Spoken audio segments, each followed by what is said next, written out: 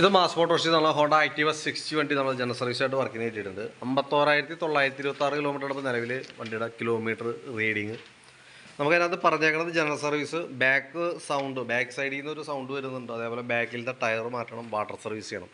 ഇത്രയും കേസാണ് മെയിനായിട്ട് പറഞ്ഞാൽ കേട്ടോ. അപ്പോൾ നമ്മൾ വണ്ടി ഓടിച്ചു നോക്കി വർക്കിന് കയറ്റി വണ്ടി ഓടിച്ചു നോക്കുന്ന സമയത്ത് നമുക്ക് ബാക്ക് സൈഡിൽ നിന്നുള്ള സൗണ്ട് കൃത്യമായിട്ട് അനുഭവപ്പെടുന്നുണ്ട്. അതേപോലെ തന്നെ ബ്രേക്ക് ക്ലിയർ അല്ല. അതായത് നമ്മൾ ലെഫ്റ്റ് സൈഡ് ബ്രേക്ക് പിടിക്കുമ്പോൾ ബ്രേക്ക് ഇത്ര സ്മൂത്തല്ല, ബ്രേക്ക് തീരെ കുറവാണ്. തന്നെയല്ല നമുക്കൊരു ടൈറ്റൊക്കെ പോലെ ഫീൽ ചെയ്യണ്ടായിരുന്നു. നമ്മൾ വണ്ടി വർക്കിന് കയറ്റി ബാക്ക് ബ്രേക്കിൻ്റെ ഭാഗം തുടങ്ങി നമ്മൾ ചെക്ക് ചെയ്യാൻ വേണ്ടി അയച്ചിട്ടുണ്ട്. ബ്രേക്ക് ലൈനർ നമുക്ക് നമ്മൾ കിടക്കുന്നത് കമ്പനി ലൈനറാണ്. മാക്സിമം അത് ഉപയോഗിച്ച് തീർന്നിട്ടുണ്ട് കേട്ടോ. അഡ്ജസ്റ്റിങ് പരമാവധിയിലേക്ക് എത്തിയിട്ടുണ്ട്. അപ്പോൾ നമുക്ക് ലൈനർ മാറ്റിയിടേണ്ടതായിട്ട് വരും.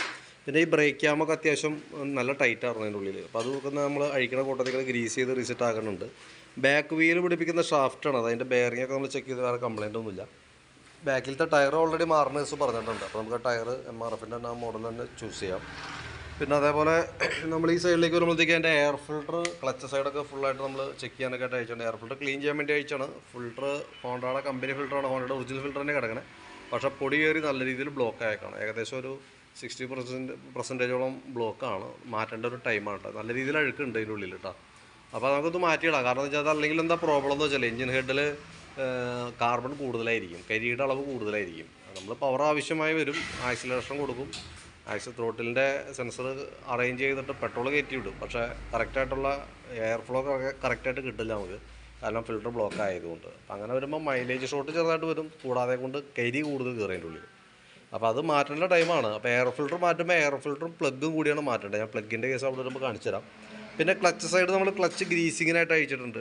CVT ക്ലച്ചാണ്, ഡ്രൈ ടൈപ്പാണ്, ബെൽ ഡ്രൈവാണ്. അപ്പോൾ അത് നമ്മൾ മാനുവലായിട്ട് തന്നെ അഴിച്ചു നോക്കിയിട്ട് ആവശ്യമായ കാര്യങ്ങൾ നമ്മൾ ചെയ്ത് കൊടുക്കേണ്ടതാണ്. അപ്പോൾ അതിനുവേണ്ടി അഴിച്ച് നമ്മൾ ചെക്ക് ചെയ്യുന്ന സമയത്ത് ഓൾറെഡി ബെൽറ്റൊക്കെ പൊട്ടിയിരിക്കണം കേട്ടോ. അപ്പോൾ നിലവിൽ നമുക്കിപ്പോൾ ഇന്ന് വണ്ടി കയറിയില്ലെങ്കിൽ തന്നെ ഏകദേശം ഒരാഴ്ചയ്ക്കുള്ളിൽ തന്നെയൊക്കെ ഒരു പക്ഷേ ബെൽറ്റ് പൊട്ടുന്നൊരു സ്റ്റേജിലായിരുന്നു. ഇവിടെയൊക്കെ അത്യാവശ്യം നല്ല രീതിയിൽ തന്നെ വിണ്ട് കയറിയിരിക്കുന്നുണ്ട് കേട്ടോ. കിടക്കുന്നത് കമ്പനി ഹോണ്ടയുടെ ഒറിജിനൽ തന്നെയാണ്. പക്ഷേ നമുക്ക് അതിൻ്റെ അത്യാവശ്യം മാക്സിമം എൻ്റെ ലൈഫ് കിട്ടിയിട്ടുണ്ട് ഉപയോഗിക്കാനായിട്ട്. പിന്നെ ബാക്ക് സൈഡിൽ നിന്ന് സൗണ്ട് വേരിയേഷൻ കാണിച്ചു. ഒന്ന് മെയിൻ സ്റ്റാൻഡിൻ്റെ പിന്നെ ചെറിയൊരു ടൈറ്റ് കാണിക്കുന്നുണ്ടായിരുന്നു, അതായത് ഒരു ജർക്കിങ് സൗണ്ട് പോലെ കാണിക്കുന്നുണ്ടായിരുന്നു. അതുകൂടാതെ നമുക്ക് ഈ എയർ ഫിൽട്ടർ ബോക്സിൻ്റെ ബോൾട്ട് ചെറിയൊരു പ്ലേ വന്നിട്ടേ അങ്ങനെ കിടന്ന് ബാക്ക് സൈഡിൽ നിന്ന് ഇങ്ങോട്ട് ജർക്കിങ്ങാണ് കാണിച്ചിട്ടിരുന്നത്. അപ്പോൾ അത് നമ്മൾ കൂട്ടത്തിൽ കൂടെ ക്ലിയർ ചെയ്ത് കൊടുക്കുന്നുണ്ട്. ക്രാങ്കിൻ്റെ ആയാലും ക്ലച്ച് ഷാഫ്റ്റ് ആയാലും ഓയിൽ സീലുകൾക്കൊന്നും വേറെ കംപ്ലയിൻ്റ് ഒന്നുമില്ല. ക്ലച്ച് യൂണിറ്റ് ആയാലും ഓക്കെയാണ്, വേറെ പ്രോബ്ലം ഇന്ന് അഴിച്ച് ഗ്രീസ് ചെയ്തിട്ടാൽ മതി. വേരിയേറ്റർ ബോഡിക്കൊക്കെ സാധാരണ വന്ന തേമാനം, അപ്പോൾ 50,000 കിലോമീറ്റർ ഓടി വണ്ടിക്ക് വരുന്ന തേമാനം അതുണ്ട്. നിലവിൽ മാറ്റേണ്ട ഒരു സ്റ്റേജൊന്നുമില്ല കേട്ടോ. പിന്നെ അതേപോലെ നമ്മൾ ഈ എൻജിൻ ഹെഡിൻ്റെ ഭാഗത്തേക്ക് വരുമ്പോഴത്തേക്ക് ഹെഡ് കവറിൻ്റെ ഗ്യാസ്കറ്റ് ലീക്കായിട്ട് ഓയിൽ പുറത്ത് വന്നു തുടങ്ങിയിട്ടുണ്ട്.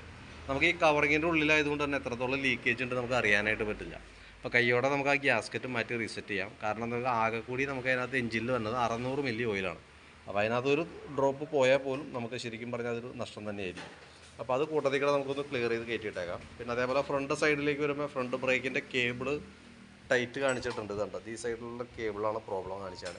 അപ്പോൾ അതൊന്ന് മാറ്റിയിടാം. കാരണം അതല്ലെങ്കിൽ ഫ്രണ്ട് ബ്രേക്കാണ്, നമുക്ക് ലോഡായി കഴിഞ്ഞാലൊക്കെ സ്കിഡ് ചെയ്യാനുള്ള സാധ്യതയൊക്കെ വളരെ കൂടുതലുണ്ട്. റിസ്ക് എടുക്കാമെന്ന് കണ്ടാൽ കൈയോടെ ബ്രേക്ക് കേബിളും മാറ്റിയിടാം. പിന്നെ അതേപോലെ വീല് അഴിച്ച് ഫ്രണ്ട് വീലും കൂടി അഴിച്ചിട്ട് ബ്രേക്ക് നമുക്ക് നമ്മൾ അഴിച്ച് ഗ്രീസ് ചെയ്യും. പിന്നെ ബാക്ക് വീൽ അഴിച്ചിടാനാണ് കംപ്ലീറ്റ് ചെയ്തതിന് ശേഷം ഫ്രണ്ടും കൂടി വരും. ഫ്രണ്ടിലത്തെ ടയറും അത്ര പെർഫെക്ഷനൊന്നും അല്ല. കാരണം എന്ന് വെച്ചാൽ ഈ സൈഡ് നോക്കുമ്പോൾ ഇതിനെ അപേക്ഷിച്ച് ഈ ഭാഗത്തേക്ക് റൈറ്റ് സൈഡിൽ തേമാനം ഒരല്പം കൂടുതലാണ്. പൊതുവേ സ്കൂട്ടർ മോഡൽ വണ്ടികൾക്ക് റൈറ്റ് സൈഡിൽ തേമാനം ഒരല്പം ഉണ്ടാവും. പ്രത്യേകിച്ച് TVSൻ്റെ മോഡലാണ്, അത് വണ്ടി വന്നപ്പോൾ ഉള്ള മോഡലാണ്. അതിന് താരതമ്യേന കാണിക്കാറുണ്ട് ആ കംപ്ലയിൻറ്റ്.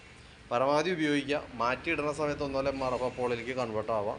സെയിം പാറ്റേൺ തന്നെ യൂസ് ചെയ്യാനായിട്ട് ശ്രദ്ധിക്കുക. പിന്നെ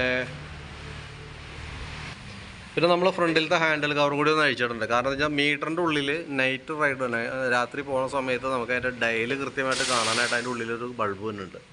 അപ്പോൾ 2 ബൾബ് തന്നെ, അതിനകത്തൊരു ബൾബ് പോയി കിടക്കുന്നുണ്ട്. അപ്പോൾ അത് നമുക്കൊന്ന് മാറ്റിയിട്ടേക്കാം.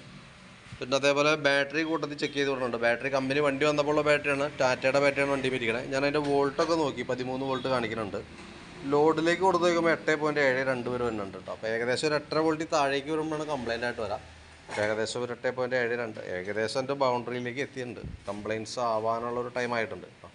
പിന്നെ സ്പാർക്ക് പ്ലഗ് നമ്മൾ നോക്കി, എയർ ഫിൽട്ടർ മാറ്റണ കൂട്ടത്തിൽ കൂടെ പ്ലഗും കൂടി മാറ്റിയിടേണ്ട അത്യാവശ്യമാണ്. അതങ്ങനെ ഒരുമിച്ച് സെറ്റായിട്ടാണ് നമുക്ക് മാറ്റേണ്ടി വരിക. എഞ്ചിൻ ഓയിൽ നമ്മൾ നോക്കി, ഓയിൽ നോക്കുമ്പോൾ നിലവിൽ കളറിനകത്ത് ചെറിയൊരു വേരിയേഷൻ ഉണ്ട്. പക്ഷേ നമുക്ക് 600 കിലോമീറ്റർ കൂടി കിലോമീറ്ററിൻ്റെ അടിസ്ഥാനത്തിൽ നോക്കുകയാണെങ്കിൽ ഒരു 600 കിലോമീറ്റർ കൂടി വണ്ടി ഓടിക്കാനുണ്ട്. അതിന് ശേഷം ഓയിൽ മാറ്റിയാലും മതി. ഒരല്പം ലെവലിൻ്റെ പ്രോബ്ലം തോന്നുന്നുണ്ട്, അത് നമുക്കൊന്ന് ടോപ്പ് അപ്പ് ചെയ്ത് റെഡിയാക്കാം. അത്യാവശ്യം അതിൻ്റെ ഉള്ളിലേക്ക് അഴുക്കിൻ്റേതായിട്ടുള്ള പ്രോബ്ലംസൊക്കെ കാണുന്നുണ്ട്. നല്ല രീതിയിൽ കറുത്തൊക്കെ വന്നിട്ടുണ്ട്. ടൈം മാറിപ്പോണ്ടോ എന്നുള്ള ദിവസം ശ്രദ്ധിച്ചേക്കാം. അപ്പോൾ ഞാൻ അതിൻ്റെ ഏകദേശം ഒരു എസ്റ്റിമേറ്റ് ആക്കിയിട്ടേ ഡീറ്റെയിൽസ് ഒന്ന് വാട്സാപ്പിലേക്ക് സെൻഡ് ചെയ്തിട്ടേക്കാം. അതായത് ബാക്കിലത്തെ ടയർ വരുന്നുണ്ട്, ബാക്കിലെ ബ്രേക്ക് ഷൂ വരുന്നുണ്ട്, അതേപോലെ തന്നെ ക്ലച്ചിലേക്ക് വരുമ്പോൾ ബെൽറ്റ് വരുന്നുണ്ട്, പിന്നെ ജനറലായിട്ടുള്ള service, air filter, plug, front ബ്രേക്കിൻ്റെ കേബിൾ, ഇത്രയും കേസാണ് മെയിനായിട്ടുള്ളത് കേട്ടോ. പിന്നെ ഏകദേശം ഒരു ഐഡിയയിൽ ഒരു എസ്റ്റിമേറ്റ് ആക്കാം. അതിൻ്റെ ഡീറ്റെയിൽസ് വാട്സാപ്പിലിടാം. വലിയ വ്യത്യാസം ഉണ്ടാകാൻ സാധ്യതയില്ല. ഓക്കെ, അപ്പോൾ ആ എസ്റ്റിമേറ്റും വീഡിയോ കണ്ടു കഴിയുമ്പോൾ നോക്കിയിട്ടൊന്ന് റിപ്ലൈ ചെയ്യണം കേട്ടോ.